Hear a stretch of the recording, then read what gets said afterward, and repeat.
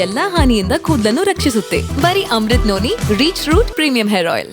ದುನಿಯಾ ಸರ ಮತ್ತೊಂದು ಸಿನಿಮಾ ರಿತನ್ಯ ಅವರ ಮಗಳ ಜೊತೆಗೆ ಮಾಡ್ತಾ ಇರುವಂತಹ ಸಿನಿಮಾ ಜಡೇಶ್ ಅವರ ನಿರ್ದೇಶನದಲ್ಲಿ ಒಂದು ಸಿನಿಮಾದ ಮುಹೂರ್ತ ಇತ್ತೀಚೆಗಷ್ಟೇ ಆಯಿತು. ಸೊ ಯಾವಾಗ ಶೂಟಿಂಗ್ ಶುರುವಾಗುತ್ತೆ ಅಂತ ಕೇಳ್ಬೋದು, ಯಾಕಂದರೆ ನಿಮ್ಮ ಸಿನಿಮಾಟೋಗ್ರಫಿಯಲ್ಲಿ ಸಿನಿಮಾ ಮೂಡಿ ಬರ್ತಾ ಇರುವಂಥದ್ದು. ಈಗ ಆಲ್ರೆಡಿ ನಾವು 3 days ಶೂಟ್ ಮಾಡೋದು ಒಂದು ಫೈಟ್ ಸೀಕ್ವೆನ್ಸು. ಈಗ ಮತ್ತೆ 13ರಿಂದ ಒಂದು ದೊಡ್ಡ ಎಪಿಸೋಡ್ಸು ಸ್ಟಾರ್ಟ್ ಆಗ್ತೈತೆ. ಒಂದು ವಿಲೇಜ್ ಸೆಟ್ ಹಾಕಿದ್ದೀವಿ. ವಿಲೇಜ್ ಸೆಟ್ಟಲ್ಲಿ 13ನೇ ತಾರೀಕಿಂದ ಒಂದು ಮೇಜರ್ ಎಪಿಸೋಡ್ ಸಿನಿಮಾದ ಮೇಜರ್ ಎಪಿಸೋಡ್ಸು ಸ್ಟಾರ್ಟ್ ಆಗ್ತೈತೆ. ಸೊ ಭೀಮಾ ಆದಮೇಲೆ ಸಾಕಷ್ಟು ಹೈಪ್ ಇದೆ, ಸಲಗ ಆದಮೇಲೆ ಭೀಮಾ ಮೇಲೆ ಕೂಡ ಸಾಕಷ್ಟು ಜನರಿಗೆ ಹೋಪ್ಸ್ ಇದೆ. ಅದರ ನಂತರ ಇನ್ನೊಂದು ಸಿನಿಮಾ ತಂದೆ ಮಗಳ ಬಾಂಧವ್ಯದ ಒಂದು ಕತೆ. ಸೊ ದುನಿಯಾ ವಿಜಯ್ ಸರಿಗೆ ಸಿನಿಮಾಟೋಗ್ರಫಿ ಮಾಡೋದು ಯಾವತ್ತಾದರೂ ಚಾಲೆಂಜಿಂಗ್ ಅನಿಸುತ್ತಾ ಅಥವಾ ಕಷ್ಟ ಅಂತ ಏನಾದರೂ ಫೀಲ್ ಆಗ್ತಿದೆಯಾ? ಏನಿಲ್ಲ, ಇದು ಒಂದು ಚಾಲೆಂಜಿಂಗ್ ಸಬ್ಜೆಕ್ಟೇ, ಒಂದು ಪಕ್ಕ ವಿಲೇಜ್ ಸಬ್ಜೆಕ್ಟು. ಓಕೆ, ಚಾಲೆಂಜಿಂಗ್ ಅಂತ ಏನಿಲ್ಲ. ನಾನು ವಿಜಯ್ ಸರ್ ಜೊತೆ ಮಾಡಬೇಕು ಅನ್ನೋದು ತುಂಬ ಆಸೆ ಇತ್ತು. ಒಂದು 4-5 ಪ್ರಾಜೆಕ್ಟ್ ಮಿಸ್ ಆಗಿತ್ತು. ಸೊ ನಾನು ಅಸಿಸ್ಟೆಂಟ್ ಆಗಿದ್ದಾಗ ಜರಾಸಂಧ ಎಲ್ಲ ಮಾಡಿದೆ ಅವ್ರ ಜೊತೆ ವರ್ಕು. ಅದೇ ತುಂಬ ಖುಷಿ ಆಗ್ತೈತೆ. ವಿಜಯ್ ಸರ್ ಜೊತೆ ಮಾಡಬೇಕು ಅಂತ ಆಸೆ ಇತ್ತು. ಸೊ ಅದು ಈಗ ಆಸೆ ಈಡೇರ್ತೈತೆ. ಸರ್, ನಿಮಗೆ ಈಗಾಗಲೇ ಪ್ಯಾಟರ್ನ್ ಗೊತ್ತಿರುತ್ತೆ ಸಿನಿಮಾದು, ವಿಲೇಜ್ ಸ್ಟೋರಿ ಅಂತ ಅಂದ್ರಿ.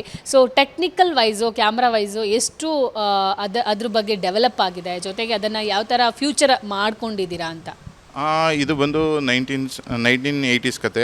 ಸೊ 1980ಸಲ್ಲಿ ನಮ್ಗೆ ಯಾವ ರೀತಿ ಇರುತ್ತೆ ಅಟ್ಮಾಸ್ಫಿಯರ್ ಅನ್ನೋದಕ್ಕಿಂತ ನಾವು ಹಳೆಯ ಸಿನಿಮಾಗಳನ್ನ ನೋಡಿ ಆ ಸಿನಿಮಾದಲ್ಲಿ ಏನೇನು ಅಟ್ಮಾಸ್ಫಿಯರ್ ಇರುತ್ತೆ. ಆ್ಯಕ್ಚುಲಿ 1980s ಅಂದರೆ ನಮ್ಗೆ ಗೊತ್ತೇ ಇರೋದಿಲ್ಲ ಯಾವ ಥರ ಇರುತ್ತೆ ಅಂತ. ಸೊ ಆ ಥರದ್ದು ಮೂವೀಸ್ಗಳು ನೋಡಿ ಅದಕ್ಕೆ ಏನೇನು ಬೇಕು, ಯಾವ್ಯಾವ ಥರ ವಿಲೇಜಲ್ಲಿ ಯಾವ್ಯಾವ ಥರ ನಾವು ಹಳ್ಳಿಯಿಂದ ಬಂದಿರೋದ್ರಿಂದ ಸೊ ನಮಗೆಲ್ಲ ಈಸಿ ಆಗುತ್ತೆ ಅಂತ ಅಂದ್ಕೊಂಡಿದ್ದೀನಿ. ಬಟ್ ಓಕೆ, ಟೆಕ್ನಿಕಲಾಗಿ ವಿಲೇಜಲ್ಲಿ ಯಾವ ರೀತಿ ಅಂದರೆ ನ್ಯಾಚುರಲಾಗಿ ಎಷ್ಟು ಆಗುತ್ತೆ ಅಷ್ಟು ನ್ಯಾಚುರಲ್ ಶೂಟ್ ಮಾಡಬೇಕು ಅಂತ ನಾವು ಜಡೇಶ್ ಅವರು ಪ್ಲಾನ್ ಮಾಡ್ತಾ ಇದ್ವಿ. ನನ್ನ ಜೀವನದಲ್ಲಿ ನಾನು ಮಾತ್ರವಲ್ಲ, ನನ್ನ ಕೂದಲು ಕೂಡ ಆಗಿರ್ಬೇಕು strong and stylish.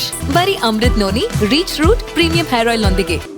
Reach root premium hair oil. Duniya ಸರ ಮತ್ತೊಂದು ಸಿನಿಮಾ ರಿತನ್ಯ ಅವರ ಮಗಳ ಜೊತೆಗೆ ಮಾಡ್ತಾ ಇರುವಂತಹ ಸಿನಿಮಾ ಜಡೇಶ್ ಅವರ ನಿರ್ದೇಶನದಲ್ಲಿ ಒಂದು ಸಿನಿಮಾದ ಮುಹೂರ್ತ ಇತ್ತೀಚೆಗಷ್ಟೇ ಆಯಿತು.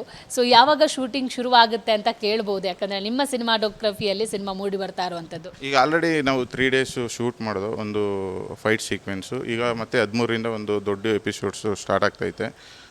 ಒಂದು ವಿಲೇಜ್ ಸೆಟ್ ಹಾಕಿದ್ದೀವಿ. ವಿಲೇಜ್ ಸೆಟ್ಟಲ್ಲಿ 13ನೇ ತಾರೀಕಿಂದ ಒಂದು ಮೇಜರ್ ಎಪಿಸೋಡ್ ಸಿನಿಮಾದ ಮೇಜರ್ ಎಪಿಸೋಡ್ಸು ಸ್ಟಾರ್ಟ್ ಆಗ್ತೈತೆ.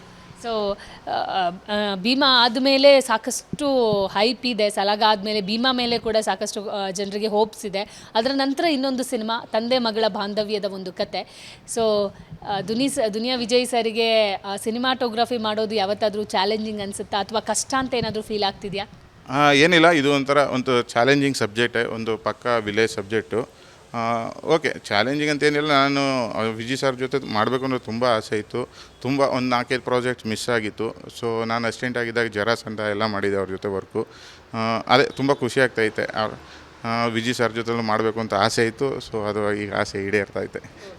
ಸರ್, ನಿಮಗೆ ಈಗಾಗಲೇ ಪ್ಯಾಟರ್ನ್ ಗೊತ್ತಿರುತ್ತೆ ಸಿನಿಮಾದು, ವಿಲೇಜ್ ಸ್ಟೋರಿ ಅಂತ ಅಂದ್ರಿ. So technical wise, camera wise ಎಷ್ಟು ಅದ್ರ ಬಗ್ಗೆ ಡೆವಲಪ್ ಆಗಿದೆ, ಜೊತೆಗೆ ಅದನ್ನು ಯಾವ ಥರ ಫ್ಯೂಚರ್ ಮಾಡ್ಕೊಂಡಿದ್ದೀರಾ ಅಂತ? ಇದು ಬಂದು 1980s ಕತೆ. ಸೊ 1980ಸಲ್ಲಿ ನಮ್ಗೆ ಯಾವ ರೀತಿ ಇರುತ್ತೆ ಅಟ್ಮಾಸ್ಫಿಯರ್ ಅನ್ನೋದಕ್ಕಿಂತ ನಾವು ಹಳೆಯ ಸಿನಿಮಾಗಳನ್ನ ನೋಡಿ ಆ ಸಿನಿಮಾದಲ್ಲಿ ಏನೇನು ಅಟ್ಮಾಸ್ಫಿಯರ್ ಇರುತ್ತೆ. ಆ್ಯಕ್ಚುಲಿ 1980s ಅಂದರೆ ನಮ್ಗೆ ಗೊತ್ತೇ ಇರೋದಿಲ್ಲ ಯಾವ ಥರ ಇರುತ್ತೆ ಅಂತ. ಸೊ ಆ ಥರದ್ದು ಮೂವೀಸ್ಗಳು ನೋಡಿ ಅದಕ್ಕೆ ಏನೇನು ಬೇಕು, ಯಾವ್ಯಾವ ಥರ ವಿಲೇಜಲ್ಲಿ ಯಾವ್ಯಾವ ಥರ ನಾವು ಹಳ್ಳಿಯಿಂದ ಬಂದಿರೋದ್ರಿಂದ ಸೊ ನಮಗೆಲ್ಲ ಈಸಿ ಆಗುತ್ತೆ ಅಂತ ಅಂದ್ಕೊಂಡಿದ್ದೀನಿ. ಬಟ್ ಓಕೆ, ಟೆಕ್ನಿಕಲಾಗಿ ವಿಲೇಜಲ್ಲಿ ಯಾವ ರೀತಿ ಅಂದರೆ ನ್ಯಾಚುರಲಾಗಿ ಎಷ್ಟು ಆಗುತ್ತೆ ಅಷ್ಟು ನ್ಯಾಚುರಲ್ ಶೂಟ್ ಮಾಡಬೇಕು ಅಂತ ನಾವು ಜಡೇಶ್ ಅವರು ಪ್ಲಾನ್ ಮಾಡ್ತಾಯಿದ್ವಿ.